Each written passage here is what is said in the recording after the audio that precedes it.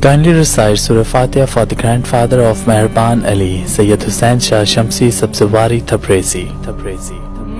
امام علی علیہ السلام کی خدمت میں ایک شخص آیا اور دست ادب کو جوڑ کے عرض کرنے لگا، یا علی، میرا ایک دوست تھا جس کا آج انتقال ہو گیا، لیکن وہ کافی دنوں سے ایسی باتیں کرتا تھا جس سے ہمیں یہ معلوم ہوتا تھا کہ شاید یہ مرنے والا ہے۔ تو کیا موت سے پہلے انسان کو پتہ چلتا ہے کہ انسان مرنے والا ہے؟ بس یہ کہنا تھا تو امام علی علیہ السلام نے فرمایا، اے شخص، یاد رکھنا، اللہ نے عالم ملکوت، عالم بیاہ اور عالم ارواح کے بیچ میں ہر انسان کے لیے ملک الرویا رکھا، جو اسے آنے والی مصیبتوں، پریشانیوں اور وقت کے بارے میں آگاہ کرتے ہیں۔ اللہ اپنے بندوں سے پیار کرتا ہے۔ انسان موت کو ختم ہونے کا نام سمجھتے ہیں، اصل میں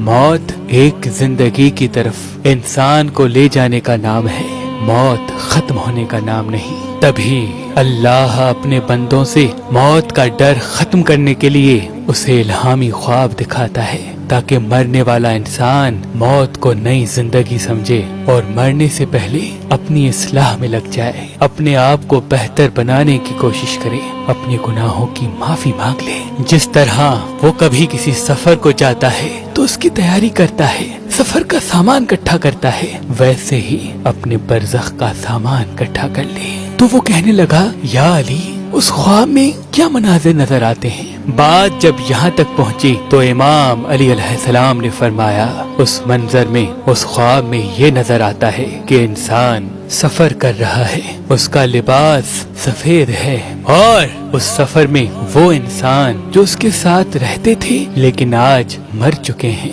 وہ اسے نظر آتے ہیں اور یہ کہتے ہیں کہ تمہارا سفر ختم ہونے والا ہے۔ جب انسان ان لوگوں کو دیکھتا ہے جو ان کے ساتھ پہلے رہتے تھے اور وہ مرنے کے بعد بھی ختم نہیں ہوئے، تو انسان مطمئن ہونے لگتا ہے، اس کو موت سے ڈر نہیں لگتا۔ تو وہ کہنے لگا، یا علی، اگر کوئی ایسا خواب دیکھے تو اسے معلوم کیسے ہو کہ یہ الہامی خواب تھا یا شیطانی؟ امام علی علیہ السلام نے فرمایا،